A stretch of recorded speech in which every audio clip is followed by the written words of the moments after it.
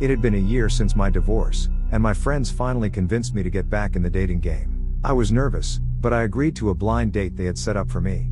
As I walked into the restaurant, I saw her sitting at a table in the corner. She was beautiful, with long blonde hair and a bright smile. I felt a surge of anxiety and excitement.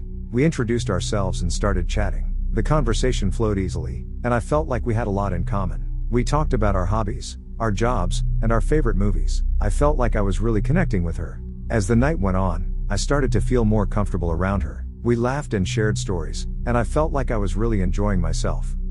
But then, something strange happened. I felt a sudden chill run down my spine, and I looked up to see her staring at me with an intense gaze. Her eyes seemed to bore into my soul, and I felt like she knew everything about me. It was as if she had been reading my mind. I shook off the feeling, thinking that I was just being paranoid. But then, as the night went on, I started to notice more strange things. Her laugh seemed forced, and her smile didn't quite reach her eyes. As we said our goodbyes, I felt relieved that the date was over. I knew that something about her had made me uneasy, but I couldn't quite put my finger on it. A few days later, I received a message from her asking to see me again.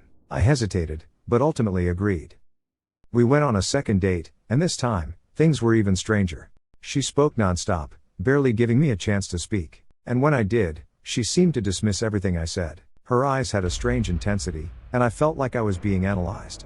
As the night wore on, I realized that something was seriously wrong with her. She seemed to have an agenda, but I couldn't figure out what it was for the life of me. When I got home, I received a message from her that confirmed my worst fears. She had somehow found out personal details about me that I had never shared with her.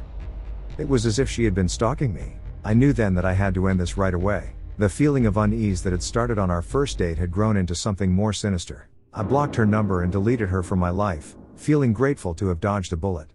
Looking back, I realized that blind dates could be more dangerous than I ever imagined, and I made a vow to never let my guard down again.